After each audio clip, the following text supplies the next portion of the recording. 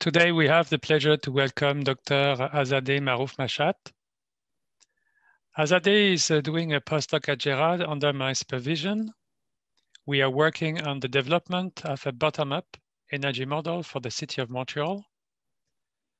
Before coming to Montreal and after a PhD from the Sharif University of Technology, Azadeh has been a research associate at the University of Waterloo, where she has been working on the hydrogen economy. And this issue is the subject of a talk this morning. So without further ado, Azadeh, you have the floor for your presentation entitled Role of Hydrogen Economy in the Decarbonization of Energy Systems. Thank you so much. Thank you so much for giving me this time. Today, I will present about the role of hydrogen economy in the decarbonization of energy system.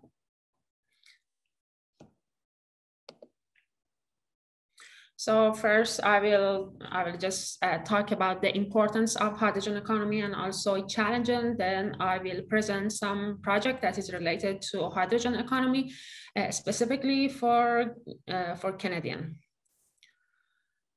So first of all, motivation. You all know that there is a global problem that is related to climate change caused by human activities, industrial activities, and also production of energy are the large contributor of the greenhouse gas emission that results in global warming.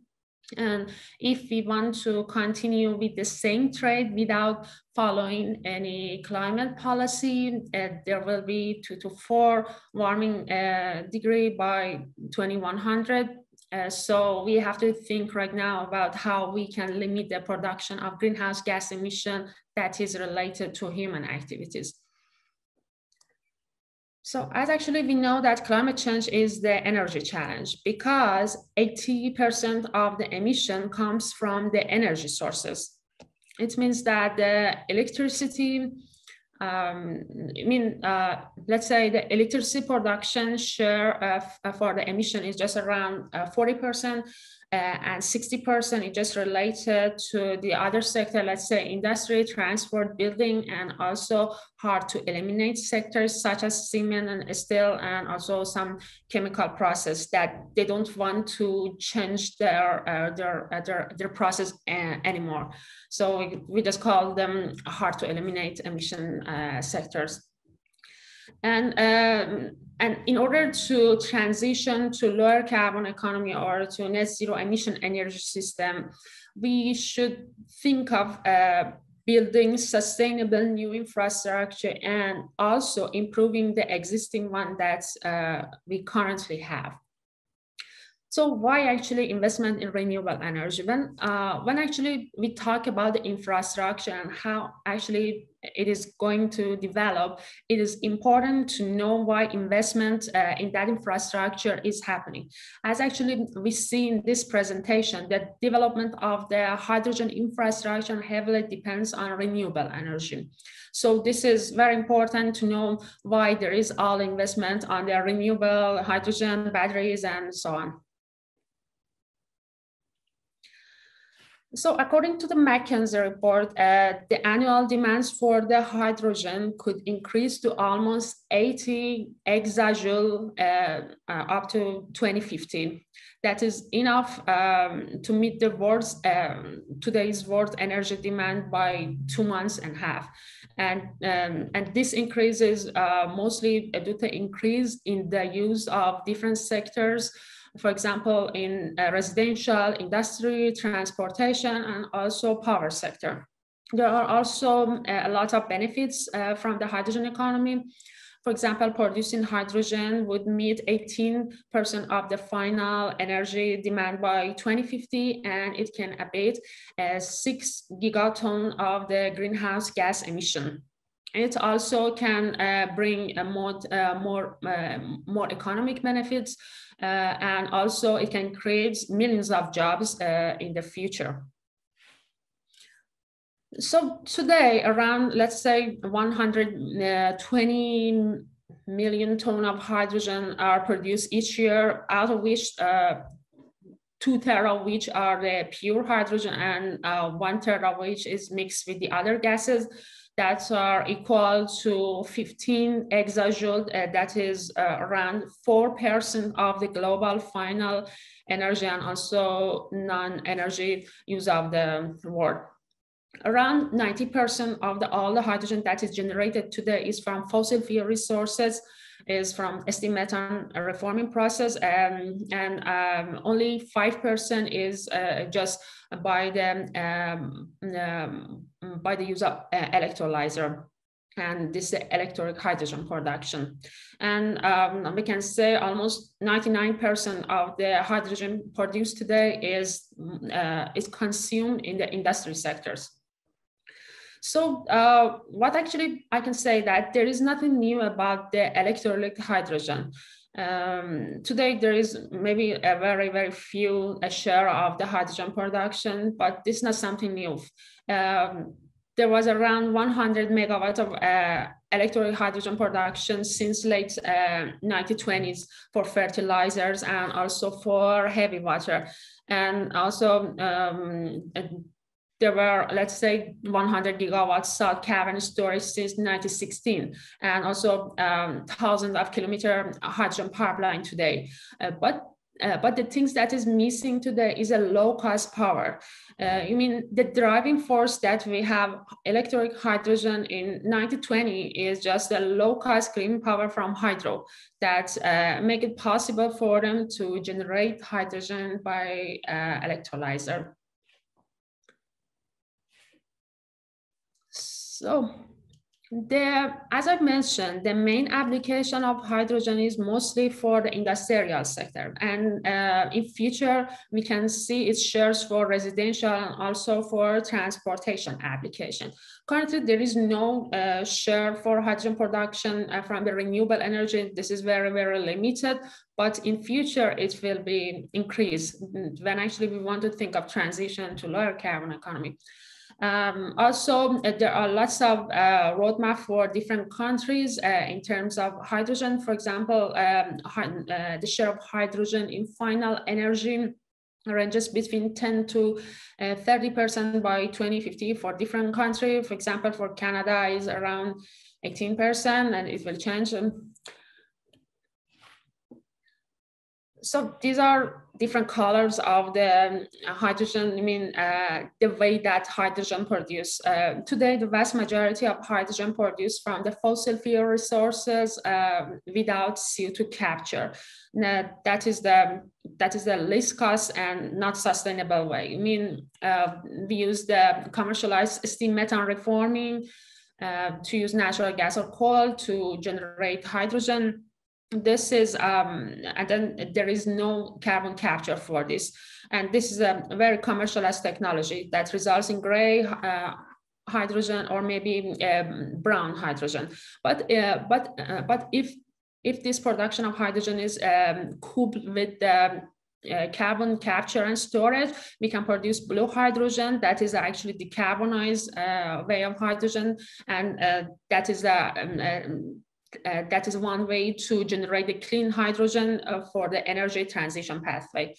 The other way that we can have a zero emission or lower emission hydrogen is using renewable energy or nuclear power that we can generate the green hydrogen. In this case, if maybe the hydrogen generated from solar, we call it yellow, or maybe nuclear, we call it, let's say, pink. And then there are different type of the color based on the different sources of the generation. I mean, the electricity production for the hydrogen. So, hydrogen, we know that this is very abundant, versatile, clean, and safe carrier, and also its unique properties make it a very powerful enabler for energy transition, with just benefit for both the energy system and also end-use application. For example, hydrogen can enable larger scale renewable energy integration and also power generation by producing hydrogen, renewable electricity can be used in applications that are better served by chemical fuels. Speaking of storage systems, when actually we talk about the hydrogen, when actually we just produce hydrogen, we can use it where we want it. I mean, we can utilize it in just different form. For example, power to X application. We can use it when actually we want it. We can use it for short-term, daily or weekly, or we can use it for longer term, for example, for seasonal storage. And also in different places in just undergrad storage system, or maybe in just compressed as a compressed gas or liquid form, and also in the variety of scales. So we have lots of flexibility with the hydrogen. The other benefits of the hydrogen that it can coop different sectors together. Hydrogen can bring synergy between electricity grid and also natural gas grid. Also, we can use the same infrastructure of the natural gas for the hydrogen. So this is a win-win opportunity for natural gas and also hydrogen for the energy transition pathway. The third benefit of the hydrogen is that hydrogen can be used in the demand response market, also in ancillary service that results in a more reliable energy system. Moreover, we can use hydrogen for decarbonizing the transportation system by using more hydrogen fuel cell vehicles, or we can use this hydrogen to decarbonize. I mean, we can use the green hydrogen, the hydrogen that is generated from renewable sources in industrial application or for building application. And also as a feedstock. So there are lots of benefit and application for the hydrogen. And hydrogen economy, as I mentioned, hydrogen technology is not something new. The world already consume more than 100 million tons of hydrogen annually in just wide range of industrial application, but we are mostly talking about the clean hydrogen for different sectors because we are thinking of an energy transition pathway. So Canada planned to be a leader and also pioneer of a hydrogen strategy in the world. Because I mean, there's companies like Hydrogenic, Next Hydrogen that are producer of the electrolyzers in just Canada, and there's plenty of water. So hydrogen has a really good capability in terms of hydrogen production.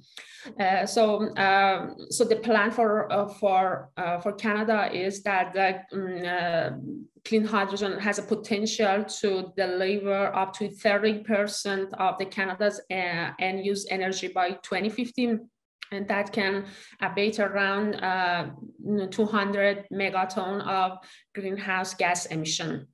And this is mostly by deployment in different sectors, like let's say transportation, heating, and industrial application.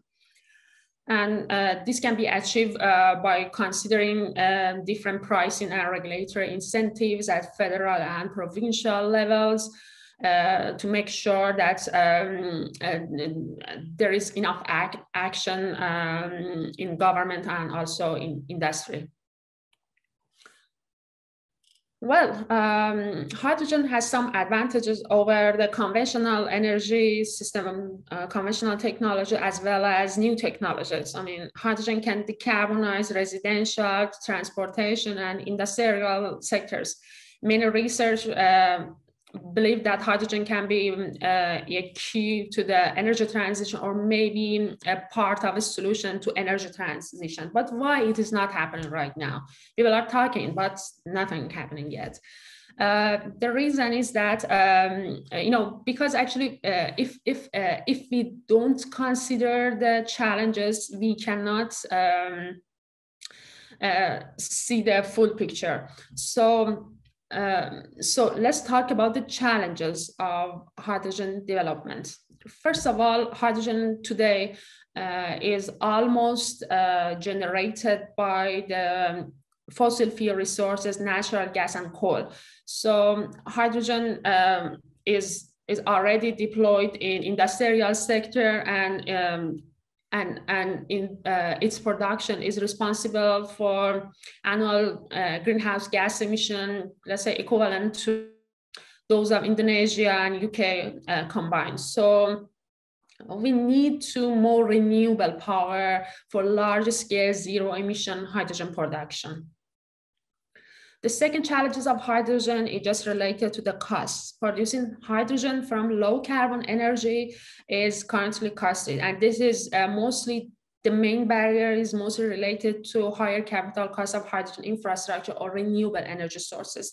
So, the good point is that the cost of producing hydrogen from renewable electricity are falling very rapidly.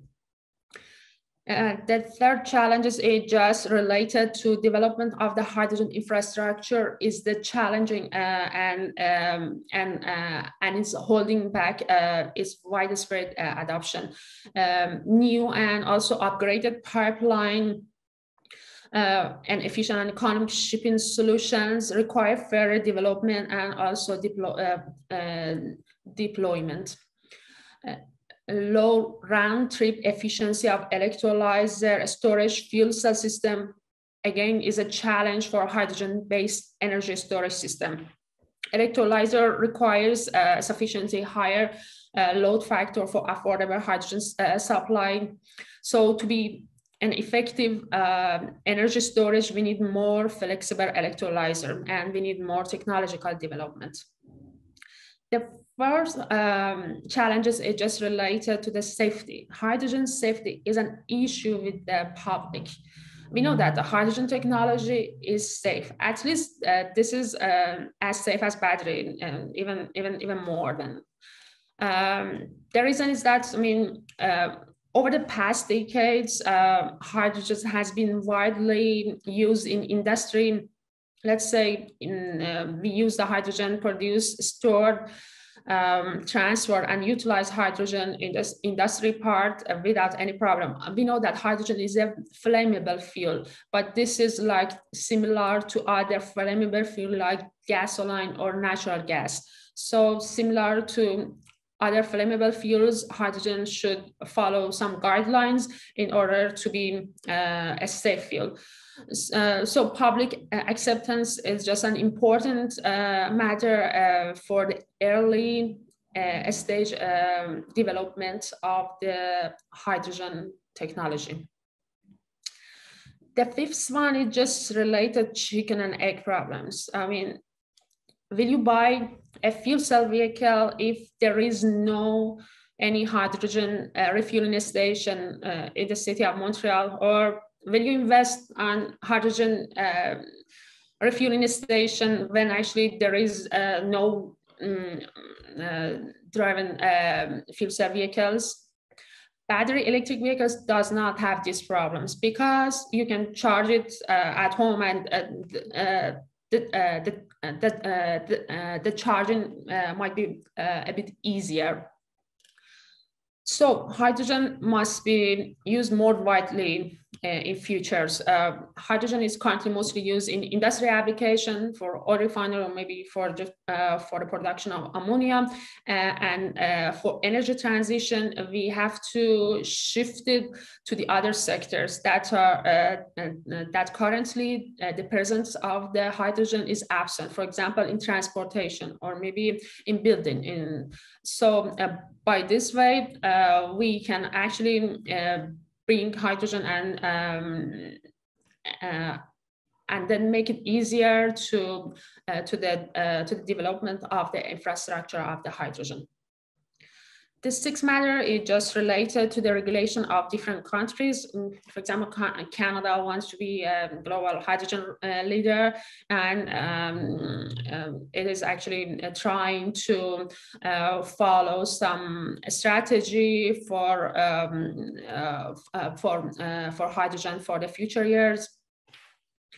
The seventh one is just related to energy system. The energy system already is just complicated. And when we want to add the hydrogen to supply chain value, it just make it more complex and it needs more coordination. So to respond to these all challenges, we need a holistic view of the energy system, that we can see the proper place of hydrogen from techno-economic, environmental, safety approach. So by this, we can use modeling and optimization approach to model, to actually translate the policy questions that is related to how actually hydrogen can be used in future into the mathematical equations.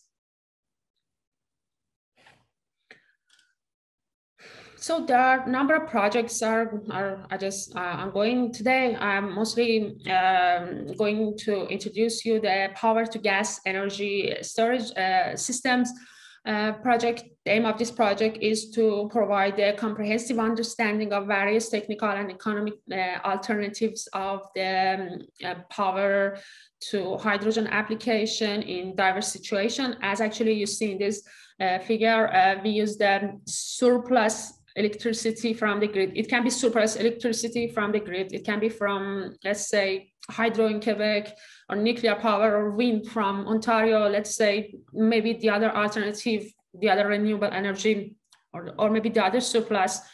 Then we can use this surplus cheap, clean electricity to generate hydrogen by means of electrolyzer. This hydrogen have different alternatives. It can be used in industrial application. It can be used in transportation. It can be used, for example, for microgrid application. And also it can be, again, used to generate for electricity generation.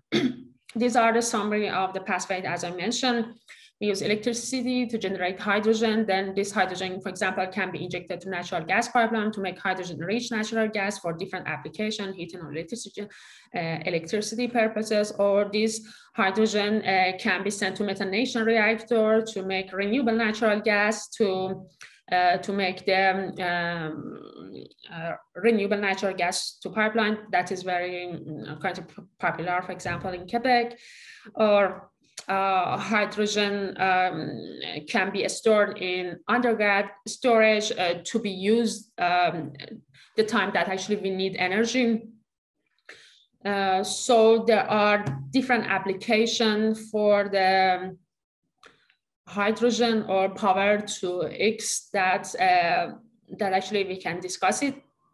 One of which is actually the most popular and the most viable one is a power to natural gas end user. We can use the surplus electricity to generate hydrogen by means of electrolyzer. This hydrogen can be injected to natural gas pipeline to make hydrogen enriched natural gas. So this hydrogen enriched natural gas, but actually there is a limitation of injection of hydrogen to natural gas pipeline that is 5 to 10%. And then by this, we can decarbonize the heating system or maybe electricity generation that use this natural gas. This is the most viable and the most economic pathway. Sorry. So one of the another application of power to gas is using for ancillary services. Electrolyzer can ramp up and ramp down quickly, let's say in milliseconds, to respond to the demand response markets. And so we can use the hydrogen infrastructure to attend the demand response market. So the aim of this project is to develop a techno-economic model of power to gas using hydrogen as an energy vector to allow that actually try to find the optimal sizing of the hydrogen infrastructure to meet the demand for the natural gas end user, and also hydrogen for transportation, demands for hydrogen for transportation. For this, we develop a MI mixed integer nonlinear programming model to minimize cost and also considering the emission And based on that, we find the cost and also let's say the net present value for this project. So we know that investing in a hydrogen project is just very costly. In order to find a better way how actually the investor can invest in this type of project, we consider what should be the premium selling price of hydrogen, or what should be the premium demand response incentives in order to have a payback period of 8 to 10 years.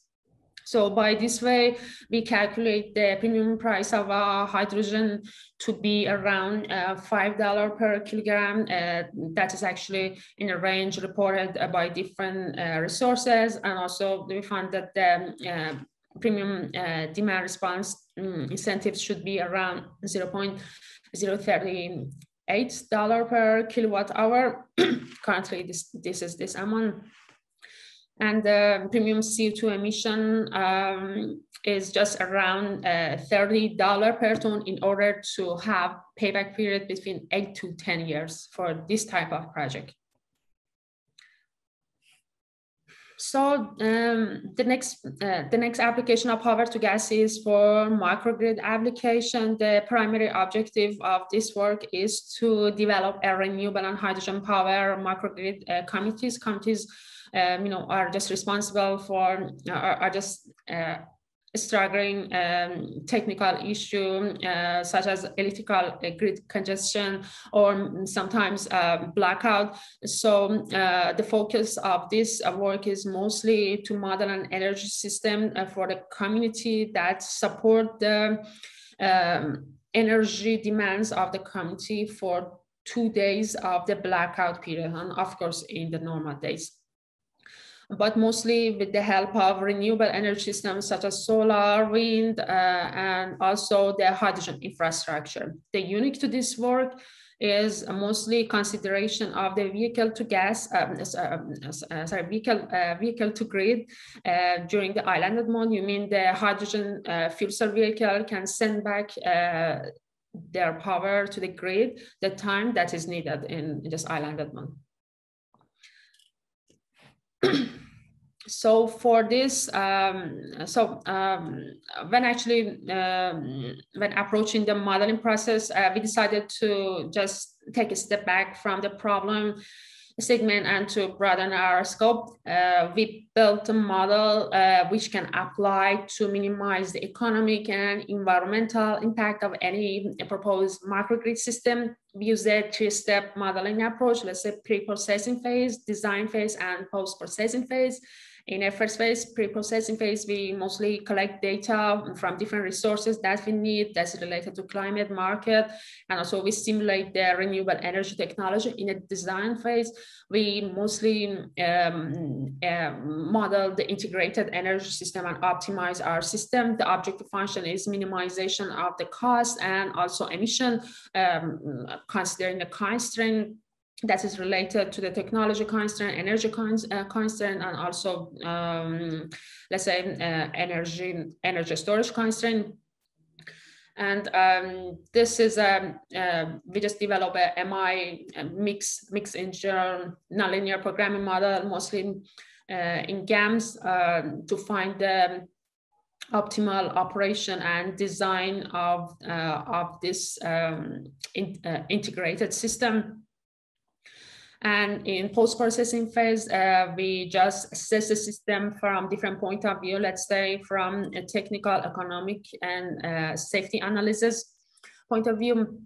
And we just realized that using a V2G vehicle to grid application for this case can result in cost reduction based on the case studies that we have done. Also, in order to reduce the cost of this project, we define different revenue streams and also incentives to offset the cost of these projects. For example, revenue from selling hydrogen to different to just neighbors, or maybe considering a feed-in tariff price for renewable energy that can be sold, to the neighbors, or let's say revenue from hydrogen supply to vehicle. So we consider different scenarios to make this project more feasible. The next project is the power to gas for industrial application. The aim of this project is mostly to decarbonize the petroleum fuels from the life cycle basis without changing the petroleum fuel itself, or maybe transportation system. You know that currently the conventional technology for hydrogen production is steam methane reforming, which is most technology utilized for refining and also petrochemical to supply hydrogen. SMR releases around 9 to 12 kilogram of CO2 per kilogram of hydrogen, and it is actually is a main emitter of CO2 in oil refinery, which contributes to 4% of a global CO2 emission in Canadian oil refineries. So in this, we just consider two alternatives. One is conventional one, and one is green hydrogen that we use the surplus electricity from the grid to generate hydrogen. And by this way, as I mentioned, we can reduce carbon intensity of the petroleum fuel, and also by using surplus electricity from the grid, we can enhance the operability of the grid using the surplus clean electricity. So for this way, we just simulate the oil refinery to just generate hydrogen demand data for various blend of crude oils. And then we, in this optimization phase, we optimize size and operation of the hydrogen infrastructure, that's mostly electrolyzer, tank, compressor, to meet the refinery demand using a mixed interlinear programming based model. So the results shows that the higher the carbon price, the more competitive the green hydrogen production by steam, the conventional method of the steam methane reforming. And also we can say that by just only decarbonizing the hydrogen in refinery, and without changing any vehicle or distribution of the transportation system, we can offset, let's say, 30,000 gasoline vehicles from the road.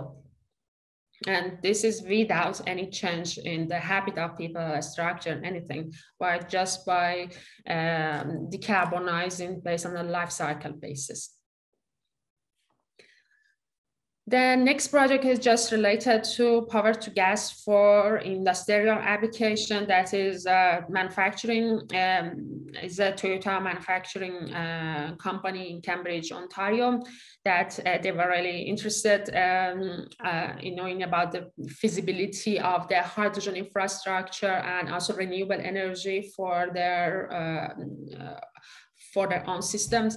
But for us, the first step is just to model the existing energy system of the Toyota. That's a very, very simplistic schematic view of their system, including 4 megawatts combined power units that supply the electricity, cooling, and heating to different parts of the sectors in these facilities. And then we add the hydrogen infrastructure to supply the hydrogen to, let's say, to transportation, to future transportation sector, future vehicles, or let's say future forklifts, and also use this hydrogen to be injected to natural gas pipeline to make hydrogen enriched natural gas. And by this way, we can decarbonize the we can decarbonize the natural gas systems. Also, we consider renewable sources such as solar as one of the potential or maybe feasibility for electricity generation in their facilities. So we just optimized the size and operation of the hydrogen infrastructure in line with the existing energy system to actually minimize the cost of the hydrogen infrastructure and also renewable sources based on subject to constraint, let's say, that is related to supply and demand balances, technology constraint, energy flow constraint, and also the other constraint that we considered in our model. The result shows that the levelized cost of hydrogen can be around $6 per kilowatt. We define different scenarios and we run the model based on different applications to find a more feasible solution and the best feasible way for Toyota to deploy the hydrogen infrastructure for their facilities. So we talk about we talk about different pathway of hydrogen, but which one is better? Let's say we have lots of surplus electricity or maybe electricity generation from renewables, but which pathway should we invest on? Which pathway is better? Power to transportation, power to seasonal storage, power to hydrogen-rich natural gas, power to industry, let's say power to power. So for this also, we use the analytical hierarchy approach for ranking these actually alternatives based on different criteria, let's say profit, emission offset, electricity utilization, safety, technology availability, and also water consumption. And then we realized that transportation and renewable natural gas are the highest rank in terms of allocation, future allocation for them, hydrogen allocation for them. So the last one is just related to chicken and egg problems so we should think that who wants to invest first, hydrogen, those who have their refueling station or those who wants to buy the fuel cell cars. So for this, in order to know the transition of the hydrogen economy for transportation sector, and we just developed the optimization model to find the location and size of a hydrogen refueling station on Highway 401 in order to achieve, let's say, 0.1% to 1% market share of a hydrogen fuel cell trucks. As actually you see in this figure, this is hydrogen corridor. There's a Canadian corridor, hydrogen 401 that starts from Windsor to Quebec border. And this figure shows the distribution of the traffic based on this corridor, and based on that we estimate the demand for the hydrogen in different point of this corridor. And then we just consider different places for hydrogen production facilities and also hydrogen station. We consider the hydrogen station can be in en route places, Ontario route places, the places that are Tim Hortons or maybe the gas, petrol available. So, and based on that, we just find the optimal prices. For example, this is for 1% market share. And then, as you can see, the more the market share of the hydrogen, and the less the total cost of the hydrogen that is produced. in order to make this project more feasible and bring it more driving force for policymakers to invest in this type of project, we also consider the social benefit and also environmental benefit of this project. You know that when actually we eliminating the vehicles at the trucks and we just substitute with hydrogen fuel cell trucks, we are eliminating the emission and pollution from the roads, and this results in reduction in mortality rate, and this brings some environmental and health benefit for the society.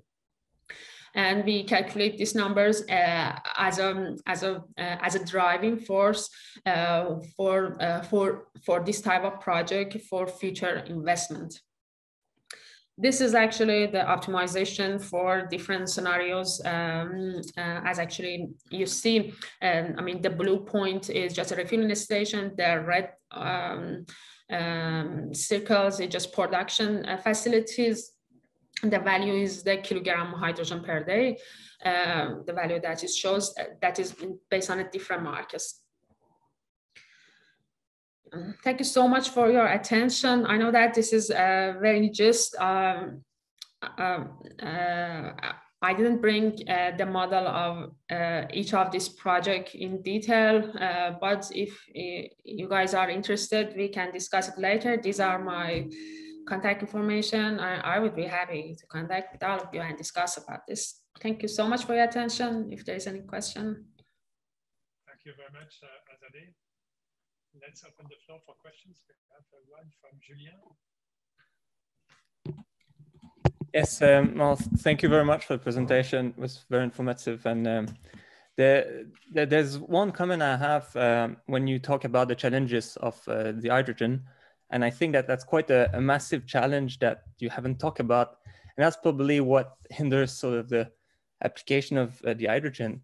The thing is, hydrogen, well, it's quite inefficient when you transform, well, depending how you transform it, if you have gray hydrogen or brown, or let's say, well, the best case would be the green one where you use electrolysis. Sorry for that. That's a tough word to say. And when you use electricity to make hydrogen, and this is quite inefficient. Like according to Bossel in 2006, he said that for, let's say, vehicles, hydrogen efficiency is about 23 to 19%, which is quite low compared to full electric vehicle, where more like around 70% when you calculate from the grid to the battery. So that's quite, I think, a big challenge, because you need electricity to make your hydrogen, but then if you directly use your electricity, then you're more efficient. And I mean, at the end, it's energy. We try to transport energy. So I think that's something you could mention. And the same thing for heating homes, for say, hydrogen in that case would be about 40 to 50% efficient, when we can use heat pumps who are about, I don't know, 60% efficient. So 600% efficient, sorry. So you can put like 6 times the amount of heat in your home with electricity with a heat pump. So to me, that's sort of a challenge that's quite important, especially when you look at the cost, because well, gray hydrogen or brown hydrogen is very cheap, as you mentioned in your slides. So at some point, if we want cheap energy, well, it will be very difficult to decarbonize, because the cheapest way to make hydrogen is actually, well, quite emitting. And talking of efficiency, in one of your models, you said that I think windmills were doing a DC current, but DC power, but actually it's AC. So you have transformation of AC and DC in your wind turbines. So you have, well, an efficiency everywhere, but I mean, every conversion makes an efficiency. So I think that should be corrected in one of your slides. Thank you very much. You're very welcome. Actually, you just addressed a very important point. As I mentioned, the efficiency of the technology still need to be developed and improved for the hydrogen. But when actually we talk about the hydrogen, we are talking about the energy system. It is not something that separate from energy systems. As I've mentioned in my presentation, I mean, let's say in 1920s, people generate 100 100 megawatt of the, let's say, electric hydrogen. Why? Because there was a low-cost, cheap electricity from hydro at that time. So this is in place by place, and the situation is very different. That's how actually we have to invest in hydrogen, and how actually we have to transition. So the strategy of different countries can be different. In terms of hydrogen for, let's say you first mentioned using hydrogen for, I just agree that when actually we just talking about power to hydrogen, power to X, the efficiency will be decreased because we use lots of conversion technology that it results in the reduction of the efficiency. And also we all know that, but let's talk about the storage system. And actually we just talk about the battery, let's say hydrogen, and also the other things. When actually we use hydrogen has a seasonal storage capacity that maybe the other technology does not have it. For example, battery does not have it. And so hydrogen can give us this flexibility to let's say to store the wind that are currently curtailed, and we use it in the other season that actually we need this energy. And then the other point that is very specific about the hydrogen that maybe the other storage system don't have it is the synergies that we have between different energy sectors. Hydrogen give us this this option to have synergies or coupling between electricity grid and natural gas systems, and also the other system, industrial systems. So this is the things that make the hydrogen an attractive option right now. And yes, this is an energy system already complicated, and we have to think and we have to find a way that where we should put the hydrogen.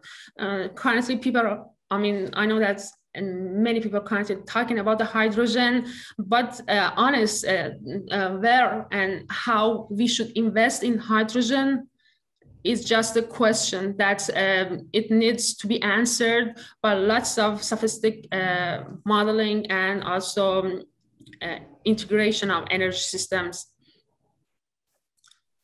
May I participate in the discussion?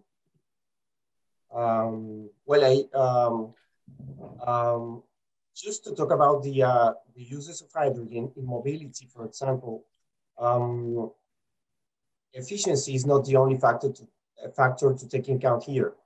Hydrogen technology used in mobility is developed for heavy trucks. I mean, long haul trucks. It's not only intended to fuel little vehicles, passenger vehicles, but is intended to use in heavyweight trucks.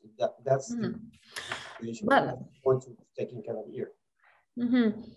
Yes, I mean, if you remember 10, let's say 10 or maybe 15 years ago, nobody wanted to buy the electric vehicles, but currently many people want to buy it, although they know they have lots of issues with electric vehicles. But because of the facilities or maybe, let's say incentives that government gives, so people, prefer to buy the electric vehicles. This is actually the same for hydrogen fuel cell vehicles. The issue with the hydrogen, hydrogen in transportation sector is the infrastructure. As I mentioned, this is not as easy as battery electric vehicles. And maybe for the early adoption, this is good to invest for the heavy duty trucks, heavy duty vehicles, and let's say class 8, 9, 10 trucks to be shifted to fuel cell vehicles, because this is maybe win-win situation for both the truck holders and also for the private companies. It just both win for both of them because actually they use it for just line run, but maybe for city scale after that it will come. When actually the early adoption of the hydrogen refueling station will be done, we can see this movement in the city scale to use the hydrogen refueling station in the city and to have a fuel cell vehicles in the city. Did I answer your question? I have another question. Who is in charge of this huge project of the Canadian Hydrogen Highway? What is the status of this project today? I mean, these are all finished projects. These are my just past work that I have done. We already have a hydrogen highway in Canada? Yeah, I mean, these are all accomplished job and then the paper published, but if you want to discuss, we can discuss, I mean, for future. I know that each of them has lots of these are not on paper. These are not that project. I mean, these are studies, not documents, not realized projects. Yeah, so these are finalized. We don't have in reality, we don't have a hydrogen highway in Canada today. Yeah, but actually we have to think right now. I mean, we want to decarbonize our just energy system by 2030, 2050. How can we achieve to just lower carbon economy on net zero energy system by current energy system that we have? Can we achieve it with just investing in just electric vehicles, or let's say electric system, or maybe the other type of energy? We have to think of different type of energy, and the future is the combination of all of this. I don't say that the hydrogen is the winner for the future. What I'm saying that we have to consider hydrogen as a part of this integrated energy system. Since the hydrogen infrastructure is currently absent in many sectors, such as, let's say, transportation, or let's say residential, it should actually, the adoption of the infrastructure should be done as quickly as possible to achieve the goals of 2050, 2030. Yeah. Oh, excuse me, this is my question. Do we already have in Canada a hydrogen highway connecting Windsor with Montreal? Do we have that working right now? Do we have trucks doing this route and refueling in hydrogen? No. This is just a report that we wanted to actually stimulate the private centers. I mean, let's say the Hydrogen Business Council of Canada, let's say the government, to give some idea that's how you should invest in hydrogen infrastructure for Canada first. Okay, how can I contact you after this conference? I just share my contact information. Also, I mean, I just share my email address, so you can send me, and also find me on LinkedIn. Okay, thank you. Yeah, well, right, thank you very much for the comment. Do we have any other questions or comments? Yes, I also had one, if you hear me properly. Yes, we do. Hello, Azad. Thank you very much for your great presentation. This is Mohammed, a PhD student at Polytechnic. And I really do believe that the hydrogen is an important part of having a green circular economy, but I think focusing on energy part as a clean energy carrier will not work. I believe that currently, I think around 10% of the carbon dioxide emission is related to producing hydrogen as a chemical intermediate for the chemical industry, for example, for production of methanol, ethanol. Therefore, I believe if we could focus on producing blue or green hydrogen for chemical industries, that is a win-win situation. Because considering safety side, I think for residential applications and for using hydrogen as an energy source for car will not work because electrical vehicles are, I can see, properly working currently. And for residential applications, there are a lot of better substitutes, for example, PV solar panels, wind turbines, and here in Quebec, we have water that we can easily convert it to electricity. I'm not thinking for an answer right now. That was my just suggestion, because I believe that if we could focus on chemical industries, we will solve the problem of producing 10% of carbon dioxide in the planet of Earth. Mm-hmm. Well, industry is just really good sector for clean hydrogen production. But as I've mentioned, we have to think of a sector that currently hydrogen is completely absent. And let's say about the residential sector, I don't mean that we can use the hydrogen. For example, currently in Quebec, they are planning to generate renewable natural gas. Some part is from biofuel that they want to just generate the renewable natural gas and send it to natural gas pipeline. So, or maybe using hydrogen-rich natural gas for residential application. So by this way, we can decarbonize the, let's say, heating or electrical system of the residential sectors. For example, I just wanted to give, but yes, chemical sectors might have more potential, and maybe because they already follow the regulation and safety parts of the hydrogen infrastructure, they have a better place for investment. Great, thank you. Did I answer your question? Yes, yeah, thank you. Thank you, Mohammed, for the question, Azadeh for the answer. We do have time maybe for a last question or comment. Can I ask a question? Sure. Sajad, please go ahead. In one of your slides, you mentioned that there are some nonlinearity in modeling the operation of hydrogen production. Can you explain a little more about where these nonlinearity come and? Yes, this is actually related because this is a simultaneous design and operation optimization, and then we wanted to size and then we have also the storage systems and the selection of the technology. On the other side, the operation of them. Sometimes the cost that we considered, let's say, considering the cost for some parts, yes, we just use some lemma to convert them. Actually, as much as we can, we just convert the nonlinear part to linear part. But for some parts, we couldn't do it, and the model would still mix into nonlinear programming for this part. If maybe you are interested, I just show you the equation in details after my presentation. Thank you. Thank you, Sajad, for the question, and Azadeh for the answer. So it's about time. Let's close here the webinar. Thank you again very much, Azadeh, for your presentation. Thank you all for your participation, and see you for the next GERAD webinar in probably in a few days. Thank you so much. All right.